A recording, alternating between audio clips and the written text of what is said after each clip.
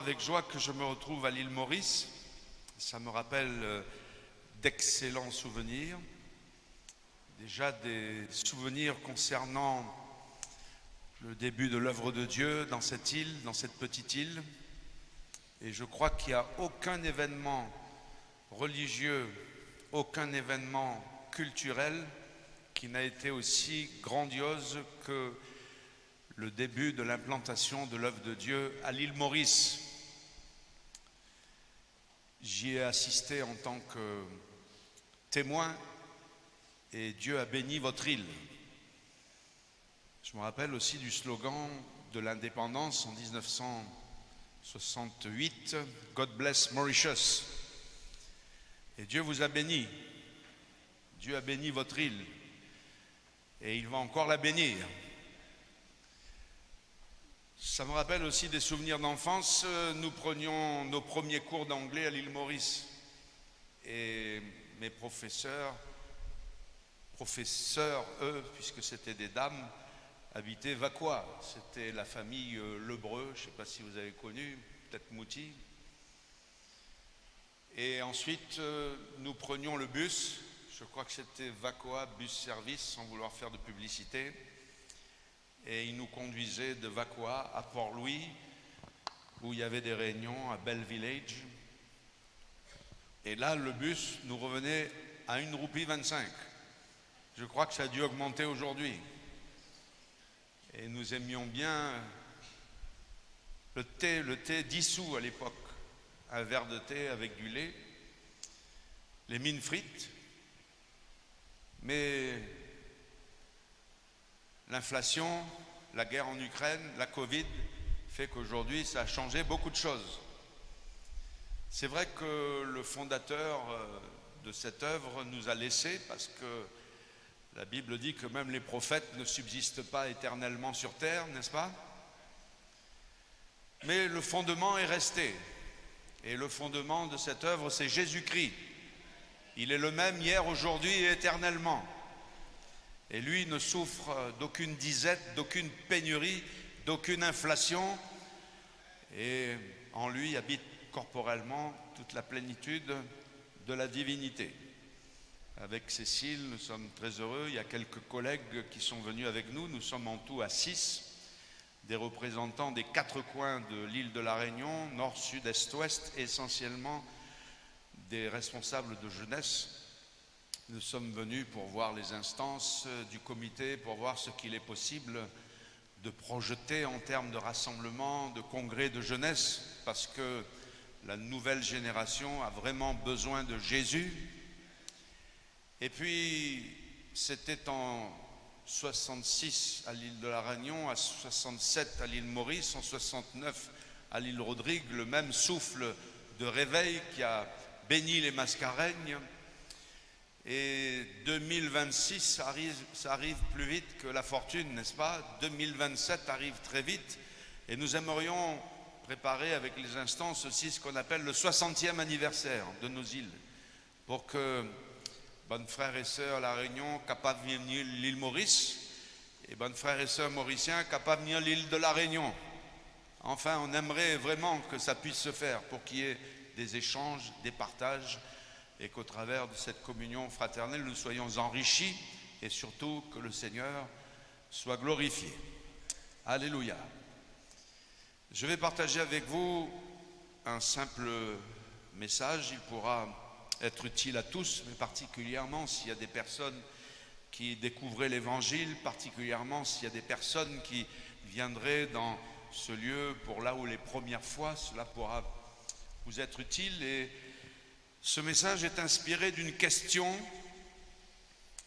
que Dieu a posée un jour à un homme qui s'appelle Job. Alors, je vais vous poser cette question.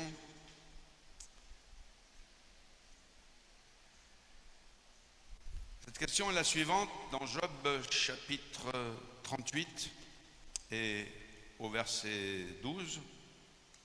Vous allez essayer de répondre à cette question. Depuis que tu existes, as-tu commandé au matin? As-tu montré ta place à l'aurore? Alors voilà la question que je vous pose ce soir. Je vais la répéter. Depuis que tu existes, as-tu commandé au matin? Depuis que tu existes, as-tu montré sa place à l'aurore? Est-ce qu'il y a quelqu'un au milieu de nous qui a déjà commandé au matin? Qui lève sa main, s'il vous plaît. Il n'y a personne? Ni parmi les musiciens? Au milieu de nous, y a-t-il quelqu'un, depuis qu'il existe, qui a montré sa place à l'aurore? Levez votre main, s'il vous plaît. Parmi les enfants, il n'y a personne? Parmi ceux qui sont dehors, il y a quelqu'un qui a commandé au matin ou qui a montré sa place à l'aurore?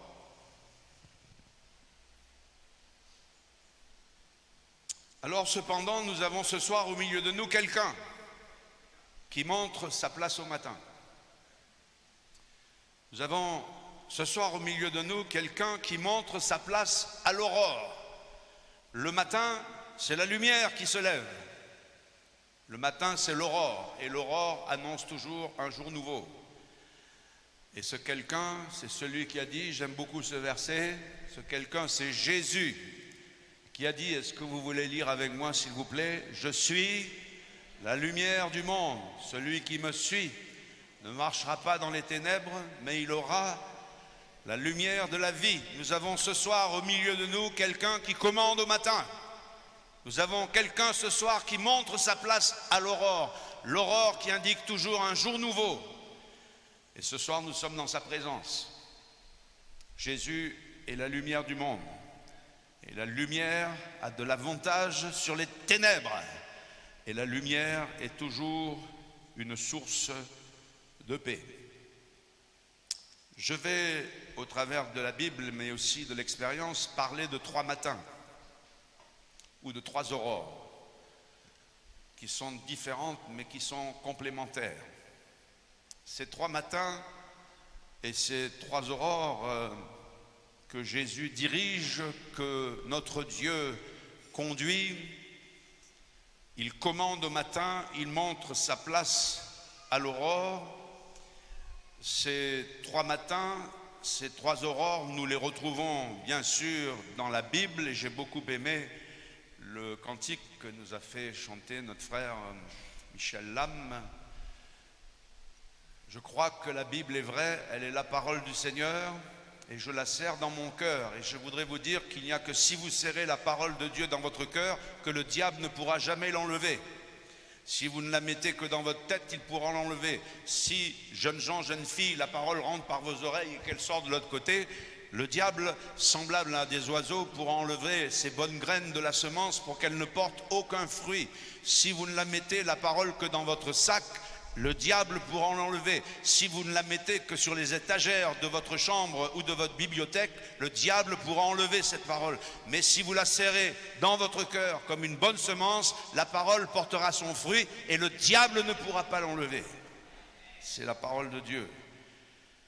Et la Bible, en général, nous parle de ces matins. La Bible nous parle de ces aurores, de Jésus qui commande au matin, de Jésus qui montre sa place à l'aurore parce qu'il est la lumière du monde et il vient éclairer notre vie. Cette lumière, ce n'est pas uniquement la lumière du soleil, ce n'est pas uniquement la lumière naturelle, mais c'est la véritable lumière. C'est la lumière qui éclaire tout homme, et c'est par la lumière de Dieu que les êtres humains que nous sommes pouvons voir la lumière. Ce n'est pas la lumière de la religion, même si parfois elle s'appelle lumière, mais celle-ci est souvent ténèbres. Ce n'est pas la lumière de la philosophie des grands de ce monde, c'est la lumière de Dieu, c'est la lumière de la vie. Et Jésus est celui qui commande au matin, et Jésus est celui qui montre sa place à l'aurore. Premier matin, première aurore dont nous parle la Bible, et peut-être auquel nous sommes le plus habitués, c'est celle du matin qui naturellement se lève sur nos îles, sur notre pays. C'est celle de l'aurore qui se lève sur l'île Maurice, sur l'île de la Réunion. Chaque jour, jour après jour, Jésus commande au matin. Jésus montre sa place à l'aurore. Ma femme et moi, nous avons habité petite maison pendant 40 ans, située sur la hauteur de la ville de Saint-Denis, qui est la capitale de l'île de la Réunion. Et tous les matins, j'assistais à l'aurore. Tous les matins, j'assistais au matin. Et à l'est, parce que le soleil se lève à l'est, n'est-ce pas? Je voyais l'aurore poindre à l'horizon. Après les ténèbres de la nuit, tout à coup, la clarté de l'aurore apparaissait. C'était bien sûr une aurore naturelle.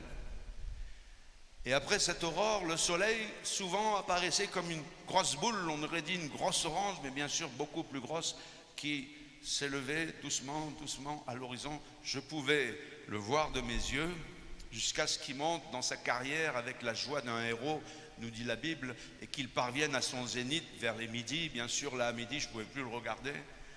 Mais le matin, j'assistais au lever de l'aurore.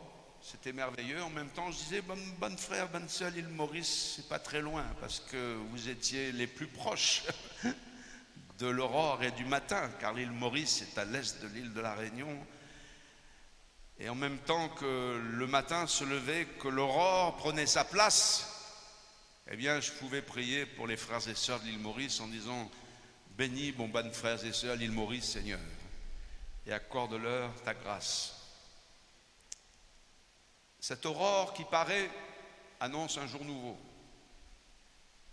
Ce matin qui se lève même dans le milieu naturel, même dans l'atmosphère, dans la météo tout à fait naturelle et commandée par le Seigneur. C'est lui qui commande sa place au matin, c'est lui qui commande sa place à l'aurore. C'est vrai dans la nature, c'est vrai dans la nature. Et après la nuit, vient l'aurore. Après les ténèbres, vient la lumière du matin. La lumière fait place aux ténèbres. L'aurore, c'est l'annonce d'un jour nouveau. Après le matin et l'aurore naturelle, la Bible nous parle d'un deuxième matin et d'une deuxième aurore.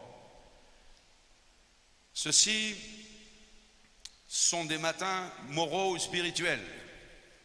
Ceux-ci sont des matins qui sont spirituels. C'est une aurore spirituelle et semblable au matin naturel qui annonce un jour nouveau, semblable à l'aurore qui paraît, qui pointe à l'horizon et qui annonce un jour nouveau. Les matins spirituels avec Jésus, parce qu'il commande au matin, il commande sa place à l'aurore. Les matins avec Jésus, qui est la lumière du monde, annoncent pour les êtres humains que nous sommes non seulement un jour nouveau, mais la possibilité de vivre une vie nouvelle avec Jésus. Il est écrit dans l'expérience qu'un homme a pu faire, je vous le lis, dans Genèse chapitre 32, verset 31, il est écrit que le soleil se levait lorsque Jacob passa Péniel. Dans une grande partie de sa vie, Jacob a vécu dans les ténèbres. Depuis le sein maternel, Jacob était un combinard, un usurpateur, un filou. Il se bagarrait avec son frère dans le sein maternel. Sa maman, alors qu'elle les portait, et je l'imagine se reposant dans son fauteuil, elle les sentait se bagarrer à l'intérieur. Elle a dit, Seigneur, qui t'a offert? Et le Seigneur il a dit, il y en a 2 bambinos à l'intérieur. Il y en a un qui sera un peu spécial et le deuxième lui sera assujetti. Et quand Jacob est né, il tenait son frère par le talon, comme si vous voulez. déjà arraché. Jacob, on lui a donné le nom de Jacob. Jacob qui signifie le trompeur. Jacob qui signifie l'usurpateur. Jacob qui signifie le filou, quel drôle de filou. Jacob qui signifie le trompeur. Et une grande partie de sa vie a été vécue dans les ténèbres de la combine, les ténèbres du système D, le système de la combine, de l'usurpation, du mensonge, du vol. Il a eu un terrible conflit avec son frère qui s'appelait Ésaü. Alors qu'ils étaient adolescents, frère Ésaü rentrait de la chasse. Il était très fatigué après cette chasse au gibier. Il avait son arc, il avait le gibier capturé sur son dos, chargé. Et Jacob faisait cuire des lentilles. Vous savez, quand ça cuit les lentilles, ça sent bon. Ça dégage un parfum, une odeur particulière. Et Ésaü a senti ces lentilles, il a dit, j'ai faim, je suis en train de mourir. Il a dit à son frère Jacob, donne-moi tes lentilles.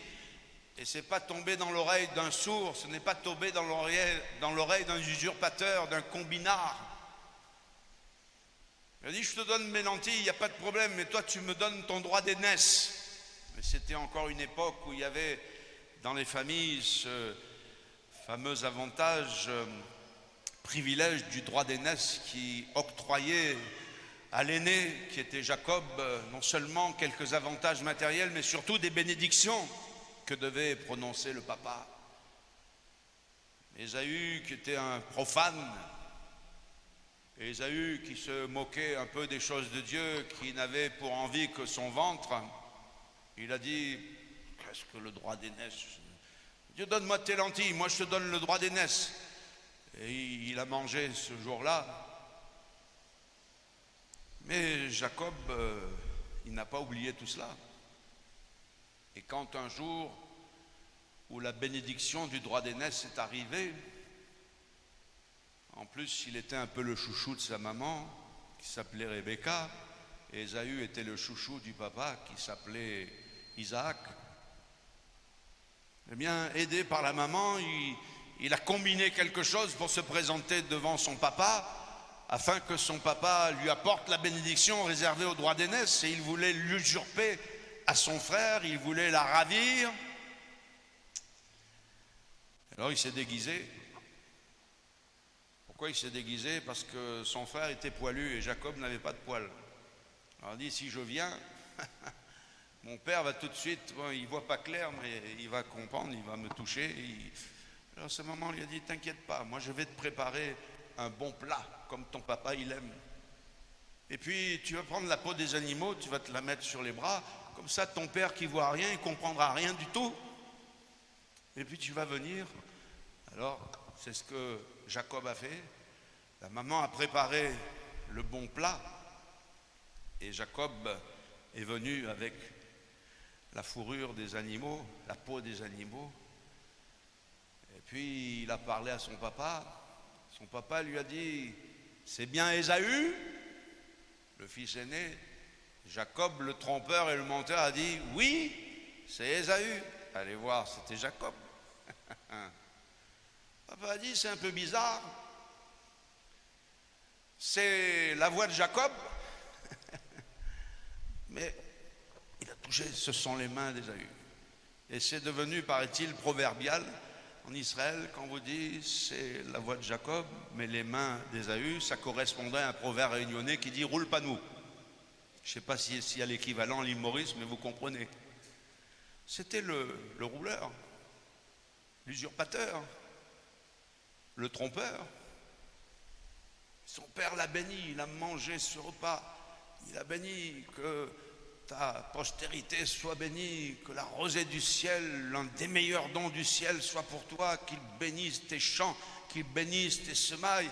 Et il a béni. Et Jacob, il a usurpé comme cela entre guillemets, il a usurpé la bénédiction de Dieu. Et quand son frère, qui était allé chercher du gibier pour préparer un bon plat à son papa, Isaac, et quand son frère est revenu et qu'il est venu voir son papa en disant « Voilà, je viens pour que tu me bénisses », Isaac a été surpris, il dit « Mais c'est toi, Isaac, c'est toi Isaü, mais je viens de donner la bénédiction à ton frère Jacob, je viens de le bénir. » Alors Isaac a pleuré, Ésaü a pleuré aussi, il a dit « Bénis-moi, bénis-moi, bénis-moi ». Et certes, le papa a prononcé une certaine bénédiction, mais il a dit « Ton frère sera plus grand que toi et tu lui seras assujetti. Certes, Dieu fera de toi une grande nation aussi, il te gardera, mais ton frère formera une nation encore plus grande. » Mais cela engendrait un conflit. Et Ésaü n'était pas un homme facile. Il dit « Mon frère, toi mon frère, tu m'as fait ça, je vais régler ton compte, je vais te tuer. » Et la haine est venue dans son cœur à cause de ces tromperies, de ces combines, à cause de cette usurpation. La haine est venue dans le cœur d'Ésaü. Sa maman Rebecca a su, elle a vu que son fils aimé Jacob était en danger. Elle lui a dit « Il faut que tu t'en ailles. » Et à partir de ce moment-là, Jacob a été comme un homme qui a fui. Il a fui devant ses parents, il a fui devant son frère Ésaü, il a fui dans un pays très très éloigné pour rejoindre la propre famille de Rebecca, sa maman. Jacob le trompeur, Jacob l'usurpateur, Jacob le drôle de loustic. Il vit dans les ténèbres. Là-bas, il va se marier. Alors, vous savez que ce que l'on sème, on le récolte assez souvent. Et Jacob, c'est non seulement le trompeur, il trompe les autres, et il va se tromper lui-même. Et il va être trompé, parce que ce que l'on sème, on le récolte. Il va arriver chez un homme qui deviendra son beau-père, il s'appelle Laban. Laban, il est encore plus combinard que Jacob, et les deux se rencontrent, ça va faire mauvais ménage, et pour épouser l'une de ses filles, eh bien Jacob va travailler 7 ans. Mais comme il aimait cette fille, qui s'appelait Rachel, Rachel qui était une belle jeune fille, Rachel dont Jacob était amoureux, ces 7 années lui ont paru comme rien, comme quoi l'amour ça change les choses. Et il a travaillé 7 ans et le jour du mariage est arrivé. Et là on voit vraiment que ce que l'on sème on le récolte. Jacob le trompeur trompé, parce que c'est la fête, c'est le festin de mariage, c'est la bonne nourriture, c'est les gâteaux, ce sont les bonnes boissons. Et la nuit de noces arrive et il se retrouve avec sa femme. Je ne sais pas si c'était les ténèbres dans la chambre, je ne sais pas si Jacob avait bu un peu trop, c'est possible aussi. Toujours est-il que quand il se lève de cette nuit de noces, il regarde, ah, c'est pas Rachel, c'est Léa. Terrible, hein? Jacob, le trompeur, trompé. Et sa vie va être compliquée. Sa vie sociale avec son beau-père Laban, pendant 20 ans, il va travailler 20 ans pour son beau-père, qui certes il va réussir parce qu'il avait des mains intelligentes, ce Jacob. Il arrivait à faire grossir les cheptels, les troupeaux, mais en même temps avec son beau-père Laban, qui était un combinard autant que lui, ça s'est mal passé au bout de 20 ans. Et au bout de 20 ans, alors que Jacob venait une vie difficile, qu'il illustre de cette manière, la chaleur me dévorait pendant le jour et le froid pendant la nuit, et le sommeil fuyait de mes yeux. Dieu a vu ma souffrance et le travail de mes mains, c'est ce qu'il dit à son beau-père Laban. Il décide, presque en fuyant, maintenant il va fuir devant son beau-père avec les femmes, les enfants, le troupeau qui est très important. Il va fuir pour retourner à la maison. À la maison, il revient à la case départ. et il pense à son frère Ésaü. Il y a un proverbe français qui dit que la vengeance c'est un plat qui se mange froid. Et cette histoire, elle n'est pas digérée encore avec Ésaü, qui est un homme sanguinaire, qui est un homme de guerre, qui est lui aussi un homme de conflit. Son frère entretient une haine, une vengeance envers son frère au point de vouloir le tuer. Et ni les combines de Jacob, ni ses cadeaux, pourtant il va lui envoyer des cadeaux à son frère avant d'arriver à la maison. Regardez ce que dit la Bible, 200 chèvres, c'est important 200 chèvres, 20 boucs, 200 brebis, 20 béliers. Vous imaginez les cadeaux que Jacob envoie à son frère Ésaü avant de le rencontrer? 30 femelles de chameaux avec leurs petits qu'elles allaitaient, 40 vaches, 10 taureaux, 20 ânesses, 10 ânes. Il les remit à ses serviteurs, troupeau par troupeau, séparément. Et il dit à ses serviteurs, passez devant moi, mettez un intervalle entre chaque troupeau. Il donna cet ordre au premier, quand Ésaü, mon frère, te rencontrera et te demandera, qui es-tu, où vas-tu, à qui appartient ce troupeau devant toi? Tu répondras, à ton serviteur Jacob. C'est un cadeau, c'est un présent envoyé à mon seigneur Ésaü. Et voici, il vient lui-même derrière nous. Il donne le même ordre, et second au troisième, et à tous ceux qui les suivaient, les troupeaux. C'est ainsi que vous parlerez à mon seigneur Ésaü quand vous le rencontrerez. Vous direz, ton serviteur Jacob vient aussi derrière nous, car il se disait, voyez-vous, dans sa tête, il se dit, peut-être tous ces cadeaux vont apaiser, ce présent va apaiser mon frère qui est devant moi. Ensuite, je verrai sa face, et peut-être, il n'en est pas sûr, peut-être m'accueillera-t-il favorablement. Le présent, dit la Bible, le cadeau passa devant lui, et après avoir envoyé les cadeaux, après avoir envoyé les femmes, après avoir envoyé les enfants, il ne va pas tout seul lui, hein, il envoie tout le monde d'abord devant, il va rester seul. Il va rester seul. Et dans cette rencontre qu'il aura seul à seul avec le Seigneur, c'est ce qui va régler son problème. Ce qui va régler le problème de Jacob, ce qui va faire sortir Jacob de ses ténèbres, ce qui va faire sortir Jacob de la nuit, ce qui va permettre à Jacob de connaître un matin, ce qui va permettre à Jacob de voir une aurore se lever dans sa vie. Ce ne sont pas ses combines, ce ne sont pas ses mains intelligentes d'agriculteur. Ce qui va permettre à Jacob de sortir de ses ténèbres et de voir enfin la lumière, c'est une rencontre personnelle avec Dieu, une rencontre personnelle avec le Seigneur. Dans cette nuit, le Seigneur, dit la Bible, viendra lutter avec Jacob. Et Jacob, dans cette nuit où il est seul avec le Seigneur, va s'accrocher au Seigneur. Il va combattre. Et il va dire, je ne te laisserai aller que tu ne m'aies béni. Je ne te laisserai aller que tu ne m'aies béni. Je me suis demandé comment Jacob a-t-il pu se battre avec Dieu. Est-ce qu'il a pu se battre avec ses poings? Mais il n'y a personne qui peut se battre avec Dieu avec ses poings. C'est pas possible. Est-ce que Jacob a pu se battre avec Dieu avec ses pieds? Mais même si c'était le champion du monde de karaté ou de boxe thaï, il n'y a personne qui peut se battre avec Dieu avec ses pieds. Ça ne veut rien dire, il n'aura pas l'avantage. Comment Jacob a pu se battre avec Dieu? Il a combattu avec Dieu, il a saisi. Je ne te laisserai aller que tu ne m'aies béni. Est-ce qu'il avait une arme? Est-ce qu'il a menacé le Seigneur en lui disant, attention, si tu n'as pas béni moi, moto-toi? Est-ce qu'on peut se battre avec Dieu avec une arme? Est-ce que Dieu a peur d'une arme, quelle qu'elle soit? C'est pas comme ça qu'on peut se battre avec Dieu. Alors, ça m'a interpellé, comment a-t-il pu se battre avec Dieu? C'est le prophète qui nous donne la réponse. Il s'est battu avec Dieu avec des pleurs.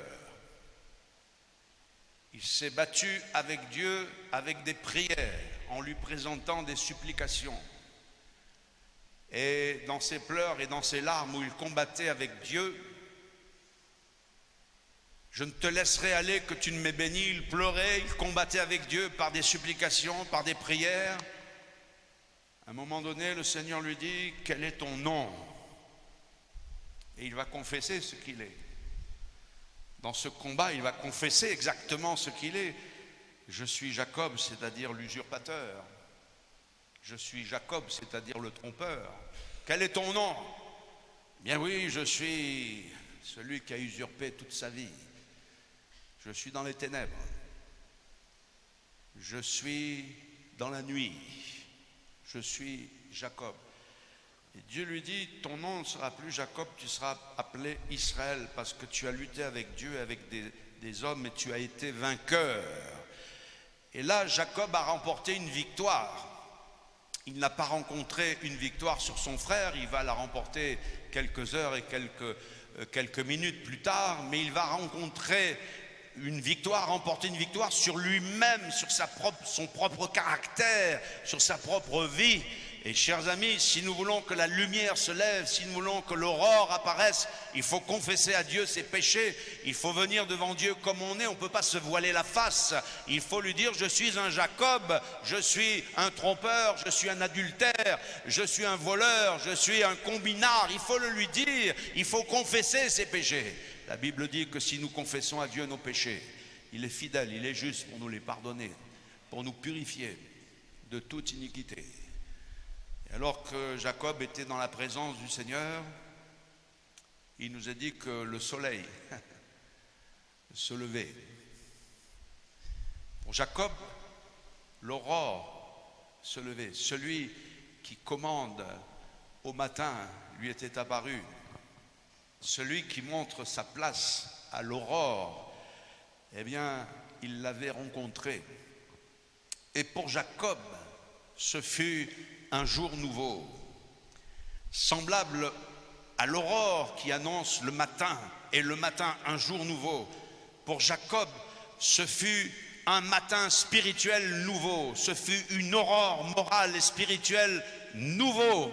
C'était un jour nouveau, le soleil, et Dieu a joint l'illustration à ce changement de vie. Le soleil se levait lorsque Jacob passa Péniel. Il avait eu plusieurs sites mémorables dans sa vie. Quand il avait vu son frère, Dieu lui avait parlé dans une vision extraordinaire, la vision de l'échelle où les anges de Dieu montaient et descendaient. C'était tellement bouleversant que Jacob appelait ce lieu Bethel. Bethel signifie la maison de Dieu. Mais ce n'est pas parce que Jacob est arrivé à la maison de Dieu que sa vie a été changée. Il y a beaucoup de gens qui viennent dans la maison de Dieu, n'est-ce pas, parce que le lieu où nous sommes, c'est quand même la maison de Dieu. Mais leur vie n'est pas changée. Pourquoi? Parce que ce n'est pas la maison de Dieu qui va vous changer. Ce qui va vous changer, c'est une rencontre personnelle, une rencontre face à face avec Dieu. Il faut venir à Péniel, où vous allez rencontrer personnellement le Seigneur. Plus tard, il a même rencontré des anges sur sa route. Alors, il a dit, c'est formidable, c'est le camp de Dieu. Ces anges l'ont émerveillé. Il a donné à ce lieu dans lequel il était le nom de Manahin. Manahin, ça veut dire maison, Bethel, maison de Dieu. Manahin, c'est le camp de Dieu. Mais quand bien même vous verriez des anges, quand bien même les anges de Dieu vous apparaîtraient, quand bien même vous serez dans un lieu qui serait le camp de Dieu, ce n'est pas ça qui va vous changer. Même les anges de Dieu ne peuvent pas vous changer. Il n'y en a qu'un qui peut vous transformer, il n'y en a qu'un qui peut changer votre vie, il n'y en a qu'un qui puisse permettre à l'aurore de se lever, au matin de poindre à l'horizon dans votre vie. C'est Jésus qui a dit « Je suis la lumière du monde ». Et quand un homme, une femme, quand un jeune, quand un enfant rencontre personnellement le Seigneur, à Péniel, Péniel signifie la face de Dieu, j'ai vu Dieu face à face, mon âme a été sauvée. Quand tu rencontres personnellement le Seigneur, quand tu vis une rencontre personnelle avec lui, c'est ça qui change ta vie. Il y en a trop qui sont dans nos maisons, les maisons de Dieu, sans avoir jamais rencontré le Seigneur. Il y en a trop qui vivent des expériences surnaturelles, spirituelles, même des fois sur Internet, vous cliquez, vous avez un tas de trucs et de machins, vous avez un tas à boire et à manger. Mais ça ne veut pas dire que vous avez rencontré le Seigneur personnellement. Mais quand vous vous retrouvez face à face avec lui, et que votre vie, comme celle de Jacob, est comme un livre ouvert, quant à l'image de Jacob, quant à l'image de Zachée dans le Nouveau Testament, quant à l'image de Saul de Tarse, qui va devenir l'apôtre Paul. Vous rencontrez personnellement le Seigneur. Je l'atteste ce soir. Toute rencontre personnelle avec Jésus transforme un cœur. Toute rencontre individuelle avec Jésus va transformer une vie. Et alors, celui qui est la lumière du monde va commander au matin. Celui qui montre sa place à l'aurore va la faire lever dans ta vie. Et un jour nouveau va se lever. Et plus qu'un jour nouveau, tu connaîtras une vie nouvelle. Si quelqu'un est en Christ, il devient une nouvelle créature. Les choses anciennes sont passées, voici, toutes choses deviennent nouvelles. Alors, après l'aurore naturelle, celle qui laisse la place au matin et qui annonce un jour nouveau, dans la météo, le système purement naturel de notre monde, après le matin et l'aurore spirituelle illustrée par l'expérience de Jacob, la Bible dit que le soleil se levait lorsqu'il passa Péniel, c'était un jour nouveau, c'était une vie nouvelle. Permettez-moi de vous parler du troisième matin et de la troisième aurore. Je crois que c'est le plus beau matin, je crois que c'est la plus belle aurore. J'ai vu des reportages dans certains médias, j'ai vu certaines photos dans certains sites, dans certains livres, d'aurores qui sont appelées les aurores boréales. Elles ont lieu dans l'hémisphère nord, vers le pôle nord. Des aurores boréales, c'est une photo extraordinaire d'une aurore qui se lève, des couleurs splendides. Mais l'aurore dont je vais vous parler est encore plus belle. J'ai vu dans certains reportages de sciences naturelles, dans certains sites, dans certaines images tout à fait splendides, l'équivalent des aurores boréales dans le nord, mais dans le sud, au pôle sud. Celles-ci, ces aurores, on les appelle des aurores australes, et elles sont aussi magnifiques. Elles vous laissent des couleurs extraordinaires. Par endroits, la Bible en français courant nous dit que Dieu, notre Dieu, a créé le monde avec les mains d'un artiste. Et les merveilles de Dieu, la gloire de Dieu se voit comme à l'œil nu quand on les considère dans la création. Cependant, l'aurore dont je vais vous parler, la troisième aurore, ou le troisième matin est encore plus beau. Il est encore plus beau. C'est un matin, une aurore, excusez le mot technique, je l'appellerai un matin eschatologique ou une aurore eschatologique. Si vous ne comprenez pas ce mot, je vais employer un autre mot.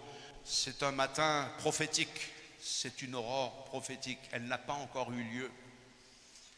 Écoutez ce que dit la Bible dans le prophète Ésaïe au chapitre 21. Écoutez cette parole où le Seigneur dit, on me crie de Séhir, sentinelle, que dis-tu de la nuit? Et la question est posée deux fois, sentinelle, que dis-tu de la nuit? Et la sentinelle répond, le matin vient, le matin vient, et la nuit vient aussi. Et il poursuit après ces questions, si vous voulez interroger, interrogez. Et il dit, convertissez-vous et revenez. Nous avons là, dans cette question, l'aurore que j'appelle eschatologique. Elle concerne la fin des temps. C'est une aurore prophétique. Elle n'est pas encore arrivée. Et on pose la question à la sentinelle. Quelque part, les serviteurs de Dieu que nous sommes, les prédicateurs de l'évangile que nous sommes des sentinelles. Nous sommes là pour avertir, nous ne sommes là, pas là pour raconter notre vie, nous ne sommes pas là pour nous prêcher nous-mêmes, nous ne sommes pas là pour raconter des petites histoires, nous ne sommes pas là pour notre image de marque, on va laisser ça pour les faux prophètes d'internet et de je ne sais trop où. Mais nous sommes là pour dire la vérité, nous sommes là pour annoncer la parole de Dieu. Et en tant que sentinelle, en tant que serviteur de Dieu, nous vous disons que la nuit vient où personne ne peut travailler. Et nous sommes dans des ténèbres qui s'épaississent de plus en plus. La parole des disciples d'Emmaüs dans Luc chapitre 24 qui ont dit à Jésus: le soir approche, le jour est sur son déclin. Cette parole est prophétique. Elle se voit sous nos yeux aujourd'hui. Le soir approche, le jour est sur son déclin. Les ténèbres s'épaississent dans ce monde. Les ténèbres de l'immoralité, les ténèbres de la guerre, les ténèbres des puissances démoniaques. Et je lisais dans la parole de Dieu que chaque nation est dominée par un être spirituel. Et il y a des êtres spirituels ténébreux, obscurs, qui dans les lieux célestes dominent sur les nations. Et si vous ne le croyez pas, eh bien regardez ce qui se passe autour de vous. Quand la question est posée à Satan: d'où viens-tu? Il dit: je viens de parcourir la terre. Et vous avez la triste démonstration de ce qui se passe sur notre planète, avec les guerres, les dictatures, les conflits, les mœurs qui sont dégradées dans les familles et dans nos pays dits en avant-garde, dans nos pays dits occidentaux, dans nos pays où il y a la société de consommation. Eh bien les lois les plus immorales ont été votées, que ce soit aux États-Unis, que ce soit en Europe ou dans de nombreux pays. On a légalisé l'avortement, on a légalisé le mariage pour 2 hommes, on a légalisé le mariage pour 2 femmes. On est dans les ténèbres et les ténèbres s'épaississent de plus en plus. On appelle le mal bien et on appelle les choses honteuses des choses normales. Et de plus en plus nos enfants sur Internet, je ne suis pas contre Internet personnellement, mais je constate que de plus en plus sur Internet on fait le culte de la violence, le culte de la pornographie, pour ne parler que de ces 2 cultes qui sont terribles. Et notre génération, elle est dominée par ces ténèbres. Et les pédopsychiatres, les éducateurs intelligents, les psychiatres qui se penchent sur les problèmes des enfants et des jeunes de notre génération montrent que notre génération souffre de troubles mentaux parce qu'ils sont addicts des écrans, ils sont addicts des réseaux sociaux. Et je ne suis pas contre l'usage du numérique et d'Internet. Je pense que c'est un bon serviteur, mais c'est un terrible maître. Si quelqu'un parmi les jeunes était addict des jeux vidéo, si quelqu'un était addict des réseaux sociaux, si quelqu'un était addict de ces sites, eh bien sors de là, sors de ces ténèbres et viens à Jésus qui est la lumière du monde, qui pourra t'éclairer. La nuit vient, la sentinelle dit que la nuit vient. Et Jésus a dit: la nuit vient sur le monde où nul ne pourra travailler. Mais si la nuit vient, le matin vient aussi. Nous avons celui qui commande au matin, nous avons celui qui montre sa place à l'aurore. Et je vous dis de la part du Seigneur, et en accord avec la Bible, voici l'aurore d'un jour nouveau. Le ciel se dort, comme dit le vieux cantique, d'un feu plus beau. Jésus s'apprête, pourquoi gémir? Levons la tête, il va venir. Maranatha, c'est un mot de la langue araméenne de Jésus qui veut dire premièrement: Jésus vient, c'est une réalité. Celui qui commande à l'aurore, qui montre sa place à l'aurore, celui qui commande au matin vient, et sa venue est aussi certaine, nous dit la Bible, que celle de l'aurore. Nous allons vers une aurore eschatologique, nous allons vers une aurore prophétique qui est la plus belle de toutes les aurores. Et Jésus vient pour prendre avec lui ceux qui l'entendent. Jésus vient pour prendre avec lui ceux qui se sont préparés. Jésus vient pour prendre avec lui ceux qui se sont convertis, ceux qui ont lavé leur robe dans le sang de l'agneau. Jésus vient pour les prendre avec lui. C'est l'aurore d'un jour nouveau. Et le ciel se dort de feu plus beau. C'est un matin éternel que nous allons vivre avec le Seigneur. Jésus est celui qui commande au matin. Il montre sa place à l'aurore. Que faire? Si vous êtes converti, si vous marchez avec Dieu, persévérez avec le Seigneur. Ne vous arrêtez pas, poursuivez avec lui. Suivez Jésus dans le chemin qu'il trace devant vous. Jésus est la lumière du monde et celui qui le suit ne marchera pas dans les ténèbres, mais il aura la lumière de la vie. Mais si quelqu'un dans ce lieu n'avait pas encore donné son cœur au Seigneur, Si quelqu'un ne se contentait que de s'asseoir sur une chaise pour assister à quelques réunions, c'est déjà pas mal, mais ce n'est pas suffisant. Si quelqu'un, au milieu de nous, pour les premières fois venait, mais n'aurait pas encore donné son cœur au Seigneur, que dit la sentinelle? On l'interroge. La nuit vient, le matin vient, alors que faire? Il est écrit, convertissez-vous. Convertissez-vous, revenez vers Dieu. C'est le retour à Dieu. C'est la repentance. C'est le retour à Dieu. Le retour à Dieu, non pas pour aller dans le vide.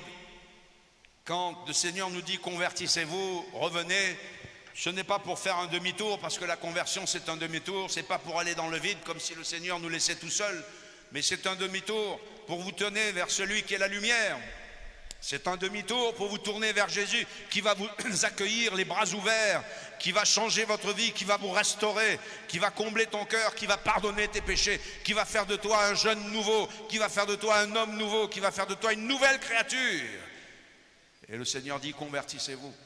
Et si quelqu'un n'était pas encore converti, eh bien faites-le pour nous assurer cette place dans le ciel, pour te permettre de vivre ce matin nouveau, cette aurore que j'appelle eschatologique, cette aurore que j'appelle prophétique. Jésus a payé le prix. Il a payé le prix à la croix afin que tu sois sauvé, afin que tu vives. Nous avons ce soir au milieu de nous celui qui commande au matin. Nous avons parmi nous ce soir celui qui montre sa place à l'aurore. Et c'est en lui que je te propose de placer ta confiance. C'est lui que je te propose de prier ce soir. Il va t'entendre. C'est en lui que je t'invite à placer ta confiance et ta foi. C'est à Christ que je t'invite à te convertir. Il ne s'agit pas de se convertir à une religion ou une philosophie. Il s'agit de se convertir à une personne. Cette personne, c'est Christ qui est au milieu de nous ce soir, qui t'accueille les bras ouverts pour que l'aurore se lève, pour que l'aurore qui annonce un jour nouveau paraisse. Il commande au matin. Il montre sa place à l'aurore. Et dans ta vie, il va commander au matin. Et dans ta vie, il va montrer sa place à l'aurore pour que tu vives la lumière, pour que tu connaisses un jour nouveau et que ta vie soit transformée et changée. On va se recueillir quelques instants, s'il vous plaît, à notre place. Et nous allons poursuivre ce moment dans la prière en nous approchant du Seigneur. Nous allons déjà rendre grâce à Dieu quelques secondes pour la parole partagée. Merci Seigneur, parce que tu es la lumière du monde. Merci parce que celui qui te suit ne marche jamais plus dans les ténèbres, mais il a la lumière de la vie. Ce n'est pas la lumière naturelle, c'est la véritable lumière. C'est la véritable lumière qui éclaire tout homme. En elle est la vie. Et cette vie, cette lumière qui est la vie est la lumière des hommes. Alléluia. Jésus, tu es celui qui montre sa place au matin. Tu commandes au matin. Et tu montres sa place à l'aurore. Gloire à ton saint nom. Gloire à ton saint nom. Nous sommes dans la présence de Dieu quelques secondes encore, s'il vous plaît. J'aimerais proposer à quelqu'un qui voudrait que l'aurore se lève dans sa vie ce matin, ce soir. J'aimerais proposer à quelqu'un qui voudrait que l'aurore et que le matin se lève pour vivre un jour nouveau, pour vivre une vie nouvelle. Nous allons rester, s'il vous plaît, quelques secondes dans le recueillement, dans la discrétion. C'est pas comme un show, c'est pas comme un spectacle, c'est quelque chose de très sérieux entre Dieu et toi. Et je m'adresse à toi personnellement. Au milieu de nous, des enfants, je m'adresse à toi, enfant. Il y a au milieu de nous quelques jeunes. Il y a quelques personnes qui viennent dans ce lieu pour la première fois. Tu as entendu la parole. Et ce soir, je t'ai présenté celui qui commande au matin, celui qui montre sa place à l'aurore. Et dans ta vie, il peut commander au matin. Dans ta vie,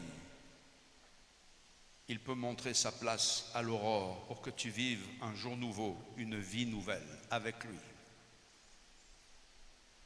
Si tu n'as pas encore invité Jésus dans ta vie, je voudrais te proposer de le faire pour que le soleil se lève, pour qu'il puisse commander à l'aurore de venir dans ta vie, dans ton cœur, et que ce soit une vie nouvelle. Nous restons, s'il vous plaît, dans le recueillement, têtes sont baissées, et si quelqu'un souhaite que Jésus vienne pour éclairer sa route, son chemin, sa vie, eh bien je voudrais prier pour toi. Tu lèves simplement ta main où tu es, je vais prier pour toi. N'hésite pas, n'aie aucune crainte, aucune peur. Oui, que Dieu te bénisse. Y a-t-il encore quelqu'un qui voudrait ce soir se tourner vers Jésus? Fais-le. Simplement, je t'encourage à le faire et je prierai pour toi. Y a-t-il quelqu'un encore qui veuille que Jésus montre sa place au matin dans sa vie, qu'il commande à l'aurore? Oui, madame, oui, messieurs, dames. Ensuite, vous baissez votre main aussi, simplement que vous l'avez levée. Vous pouvez la baisser. Oui, madame, au fond, je vous vois. Vous avez raison de le faire. Oui, monsieur ou madame, au fond, je vous vois.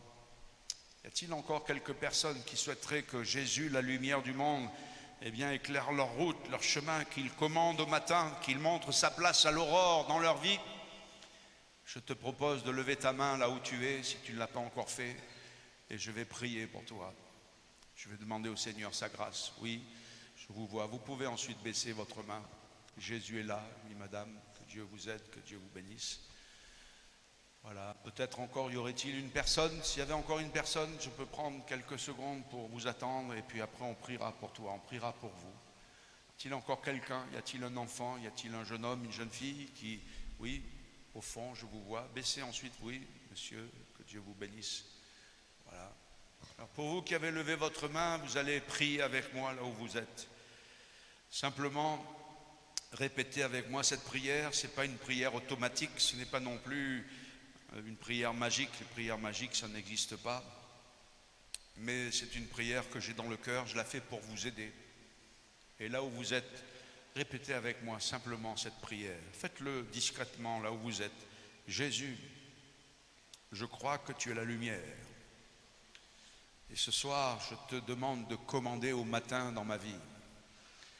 Ce soir, je te demande de montrer le chemin à l'aurore dans ma vie, pour que je sorte de cette ténèbre, de cette obscurité, et qu'un jour nouveau se lève. J'ai besoin de ta grâce. Jésus, je crois en toi. Jésus, je te fais confiance. Je te rends grâce et je te remercie. Gloire à ton nom. On va prier, s'il vous plaît, pour toutes ces personnes. Et vous qui avez levé votre main, allez un peu plus loin avec le Seigneur.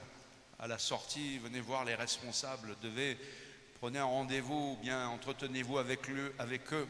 Si vous avez besoin de conseils, si vous avez besoin de précision, n'hésitez pas à fixer un rendez-vous avec eux, soit lors d'une visite ou un rendez-vous, et ils pourront vous expliquer un peu plus en détail l'évangile. Si vous avez l'évangile chez vous, eh bien, ouvrez-le, lisez-le régulièrement. Si vous ne l'avez pas, eh bien, je pense qu'on sera très heureux de vous procurer un évangile que vous pourrez lire pour apprendre à mieux connaître qui est Jésus. On va prier pour vous maintenant. Seigneur, tu as vu toutes ces personnes qui ont levé leurs mains. Je te les confie. Je sais que c'est un faible geste que de lever sa main, mais au-delà d'une main levée, tu vois un cœur, tu vois une personne qui vient à toi, Seigneur. Et je sais que tu l'accueilles. Tu as dit, je ne mettrai pas dehors celui qui vient à moi. Ô Seigneur, accorde ta grâce à tous ces bien-aimés, que ce soit les plus jeunes parmi ceux qui ont levé leurs mains, comme les adultes ou les plus âgés. Et prends-les. Tu as dit, les brebis qui entendent ma voix, je les prends dans ma main, je leur donne la vie éternelle et nul ne les ravira de ma main. Béni sois-tu, Seigneur. Alléluia. Nous allons aussi prier pour ceux qui seraient malades. Et le matin et l'aurore de la guérison peut se lever dans notre santé. Le matin et l'aurore de la bénédiction peut se lever sur notre lieu de travail s'il y a des conflits, s'il y a des difficultés, s'il y a de la banqueroute ou s'il y a des faillites. Le matin où l'aurore de la grâce du Seigneur peut se lever dans nos familles s'il y avait quelques soucis. Beaucoup de parents viennent nous voir en disant, mon fils, ma fille, sur un mauvais chemin, ma fille, elle est sur une mauvaise route, mon fils se drogue, mon fils boit de l'alcool, etc. C'est peut-être dans votre famille que le matin doit se lever. C'est peut-être dans votre famille que l'aurore doit paraître dans votre vie. Nous avons celui qui commande au matin, celui qui monte sa place à l'aurore. Il est au milieu de nous et il veut confirmer sa parole. S'il y a quelques personnes qui avaient besoin ce soir, dans quelques domaines que ce soit, un domaine familial, un domaine matériel, un domaine social, un domaine de santé, un domaine familial, on aimerait prier pour vous. Un domaine psychique, beaucoup de personnes viennent nous voir en disant « je ne dors pas la nuit, j'ai des angoisses ». Certains nous disent « je suis allé voir le devineur, je suis allé voir le sorcier et maintenant je ne suis plus tranquille ». Certaines personnes trouvent d'obsession, trouvent des troubles du sommeil, des angoisses de la nuit. Et certains, hélas, sont possédés de mauvais esprits. Quel que soit le besoin que le vôtre, nous avons ce soir celui qui commande au matin, celui qui montre sa place à l'aurore. Et je puis vous le garantir, c'est vrai dans le domaine physique et naturel, c'est vrai aussi dans le domaine spirituel. La lumière chasse les ténèbres. La lumière est plus forte que les ténèbres et elle a de l'avantage sur les ténèbres. Donc si vous avez besoin, levez-vous à votre place s'il vous plaît et on va prier le Seigneur pour que Dieu vous accorde sa grâce. Si vous avez besoin dans quelques domaines, levez-vous s'il vous plaît à votre place et on va vous recommander à la grâce de Dieu, à prier pour vous, que Dieu vous aide et pour que Dieu vous bénisse. Levez-vous sans tarder, aussi simplement que je vous parle, et on va demander au Seigneur sa grâce et son secours dans votre vie. Si c'est possible, mettez votre main sur votre cœur, ou si c'est possible sur l'endroit où vous avez mal, n'allez pas faire de la gymnastique ou des positions bizarres. Si vous avez mal aux pieds, mettez votre main sur votre cœur. Si c'est à la tête, mettez votre main sur votre cœur. Si vous avez des troubles de respiration, mettez votre main sur vos poumons, etc. Si c'est trop compliqué, eh bien, mettez simplement votre main sur votre cœur en signe de communion, de partage. Et vous allez répéter avec moi la prière ce soir de tout votre cœur. À haute voix, s'il vous plaît. Jésus, j'ai entendu ta parole. Je crois que tu commandes au matin et que tu montres ta place à l'aurore. Ce soir, chasse mes ténèbres. Ce soir, secours-moi. Jésus, aie pitié de moi. Je place ma foi en toi. Merci Seigneur. Seigneur, tu as entendu la prière de ces bien-aimés. Tu vois leur souffrance. Tu vois leur détresse.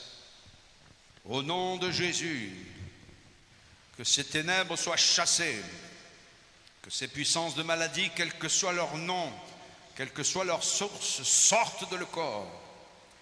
Au nom de Jésus, que les chemins soient aplanis. Au nom de Jésus, que les vallées soient comblées. Je proclame en ton nom la délivrance. Je proclame en ton nom la consolation pour ceux dont le cœur est triste. Je proclame en ton nom la liberté, la vraie liberté.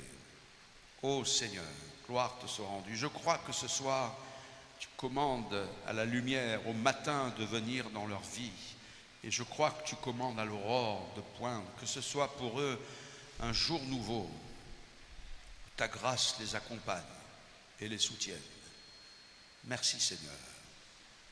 Merci Seigneur. Au nom de Jésus. Approchez-vous simplement, puis nos frères poseront leurs mains sur vous. Jésus a dit, ils imposeront les mains aux malades et les malades seront guéris. Approchez-vous, vous qui êtes malades en particulier, qui avez des souffrances. Si c'est pour un problème de travail, faites confiance à Jésus. Si c'est pour le problème de la famille, faites confiance à Jésus. Mais vous qui souffrez, vous qui avez des maladies, venez, nous poserons nos mains sur vous et le Seigneur va vous secourir. Au nom de Jésus, je vous impose les mains. Alléluia. Gloire à ton nom, Seigneur. Oh, tu es celui qui commande au matin. Tu es celui qui montre sa place à l'aurore, Seigneur. C'est au nom de Jésus que nous vous imposons les mains conformément à sa parole. Recevez du Seigneur. Recevez la guérison. Soyez guéris, que Dieu vous bénisse, chère maman. Qu'il vous soutienne dans vos articulations. En Jésus, vous avez la respiration, le mouvement. Alléluia. Gloire à Dieu. Bénissez maman, Seigneur. Fais-leur du bien. Toi qui es le chef de la famille, venez, madame, je vous imposerai les mains au nom de Jésus. Madame, approchez-vous, s'il vous plaît. Dis-lui de venir à la dame. Gloire à toi, Seigneur. Merci, Seigneur. Oh, gloire à Dieu. Gloire à Jésus. Béni soit le Seigneur. Aie confiance, ma fille. Que Dieu te bénisse. Va avec Jésus sur le chemin de ta vie. Gloire à toi. Bénis ce petit garçon. C'est un petit garçon. Accorde-lui ta grâce. Qu'est-ce qu'il a, cet enfant? Qu'est-ce qu'il a? Qu'est-ce qu'il a, votre enfant? Hein? Il a quoi?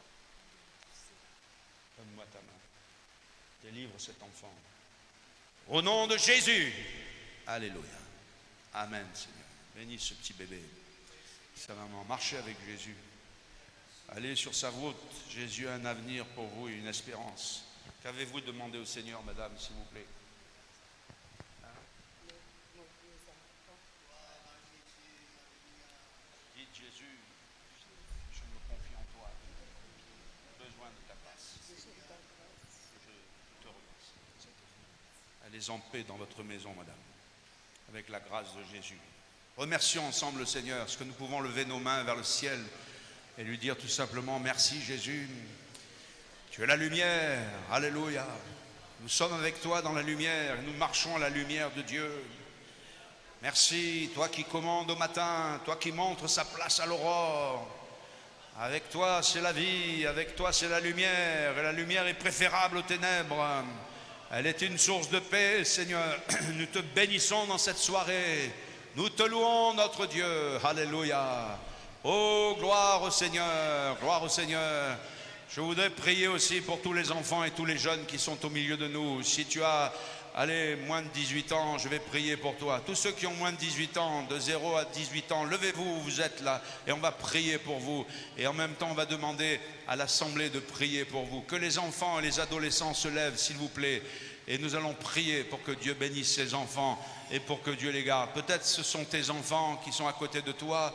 Eh bien, prie pour eux et on va demander au Seigneur de les aider, de les garder dans ce monde compliqué, dans ce monde difficile, dans ce monde immoral, dans ce monde de ténèbres. Jeunes gens, jeunes filles, le plus tôt vous marchez avec Dieu, c'est le mieux. Le plus tôt vous lui offrez votre vie, c'est le mieux. Et Jésus saura te conduire, Jésus saura te diriger. Va avec Jésus sur le chemin de ta vie, tu ne le regrettes pas. Seigneur, bénis ces enfants, bénis ces adolescents, bénis ces jeunes dans cette génération perverse et corrompue. Qu'ils puissent te servir, t'appartenir, et trouve parmi eux les nouveaux Timothée, trouve parmi eux les nouveaux Josué, trouve parmi eux les nouveaux serviteurs, Seigneur, et fais-leur du bien à tous égards. Au nom de Jésus, nous prions pour eux afin qu'ils puissent aller avec toi sur le chemin de leur vie. Merci Seigneur, que Dieu vous bénisse, chers jeunes, qui vous accorde sa grâce et son secours. Je vous remercie de votre attention, que le Seigneur vous bénisse encore, qu'il bénisse votre assemblée, qu'il bénisse vos responsables et qu'il vous accorde à tous sa grâce. Gloire à Dieu. Tout le monde peut dire Amen. Gloire au Seigneur. Alléluia.